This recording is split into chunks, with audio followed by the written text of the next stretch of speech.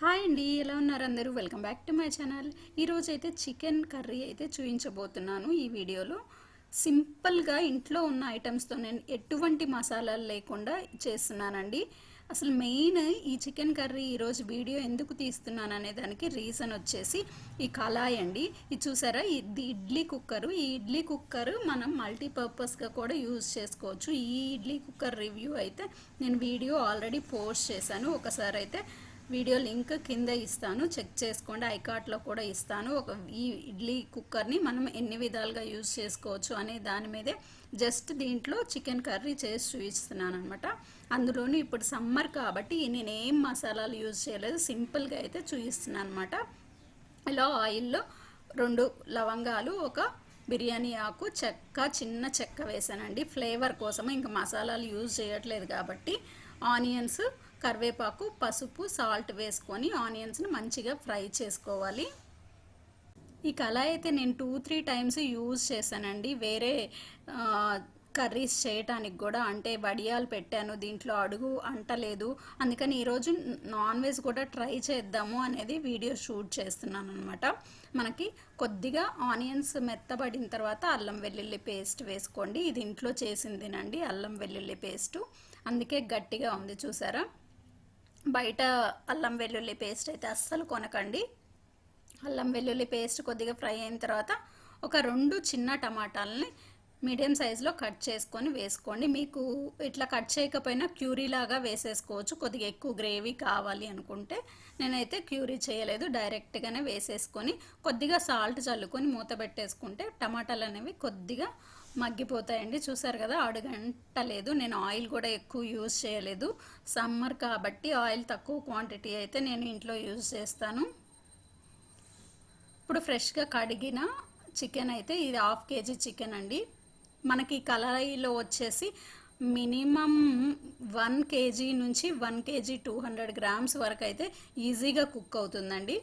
చూసారు కదా, నేను 1/2 kg వేసాను, అయినా కానీ కింద ఉన్నట్టు అనిపిస్తుంది. చాలా ప్లేస్ అయితే మిగిలిపోయింది. అంటే మనకి మినిమం 1 kg అబోనే ఈ కళాయి అయితే యూజ్ చేసుకోవచ్చు, ఈ కుక్కర్. ఇప్పుడు మనం చికెన్కి సరిపోయే సాల్ట్ అయితే వేస్తున్నాను. పీసెస్కి పట్టడానికి మాత్రమే ఇక్కడ సాల్ట్ అనేది యూజ్ చేశాను. బాగా కలిపేసుకోండి. సాల్ట్ అంతా మిక్స్ అయ్యి ఈ టమాటా ఫ్లేవర్ కానీ, ఆనియన్స్, అల్లం వెల్లుల్లి ఫ్లేవర్ కానీ పీసెస్కి పట్టేటట్టు బాగా కలిపేసుకొని మూత పెట్టేసుకోండి. కొద్దిగా మనకి చికెన్లో ఆల్రెడీ వాటర్ వస్తాయి, మూత పెట్టుకుంటే ఆ వాటరే సరిపోతాయి మోస్ట్లీ. అలా కాదు, గ్రేవ్ కావాలి అనుకోండి. చూసారు కదా ఎన్ని వాటర్ వచ్చేసినాయో. మనకి సాల్ట్ వేసామంటే చికెన్లో ఉన్న వాటర్ అంతా మనకి దిగిపోతుంది అనమాట. ఆల్మోస్ట్ ఇప్పుడు 50% అయితే మనకి కుక్ అయిపోయింది. టమాటాలు కూడా బాగా మగ్గిపోయినాయి. ఇప్పుడు కారం వేయండి. 1/2 kgకి నాకైతే 2 స్పూన్స్ కారం అయితే పడుతుంది. మీ కారం టేస్ట్ని బట్టి ఎక్కువ స్పైసీగా ఉంది అంటే తగ్గించుకొని వేసుకోండి. ఇక్కడ నేను 1 స్పూన్ ధనియాల పౌడరు,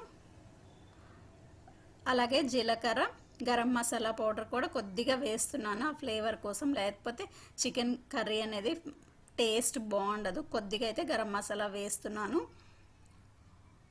చూసారు కదా, 2 నిమిషాలు హైలో పెట్టుకుంటే మనకి కారం అనేది మగ్గిపోతుంది. ఇప్పుడు సిమ్లో పెట్టేసి మూత పెట్టేసుకోండి. ఒక 10 మినిట్స్ తర్వాత మూత తీసి చూసుకుంటే ఈ విధంగా ఆయిల్ అనేది వదిలేస్తుందండి.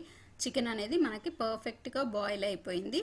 చూసారు కదా, మంచి స్పైసీగా ఉంటుంది. అలాగే మనకి ఎటువంటి మసాలాలు యూజ్ చేయలేదు, గరం మసాలాలు అలాంటివి ఏమీ యూజ్ చేయలేదు. కొద్దిగా గ్రేవీగా కావాలంటే వాటర్ వేసుకొని ఒక 5 మినిట్స్ హై ఫ్లేమ్లో మనం కుక్ చేసుకున్నట్టయితే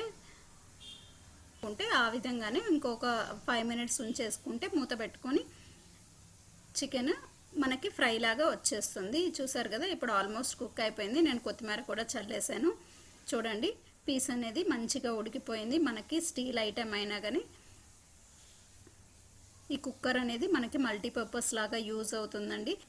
లింక్ అనేది మీకు కావాలంటే డిస్క్రిప్షన్లో ఉంటుంది, ఒకసారి చెక్ చేసుకోండి. అలాగే ఈ వీడియో నచ్చినట్టయితే లైక్ చేసి ఛానల్ని కూడా సబ్స్క్రైబ్ చేసుకోండి. ఛానల్లో మరిన్ని వీడియోస్ ఉన్నాయి, అవి కూడా చూసేయండి. Thank you for watching this video.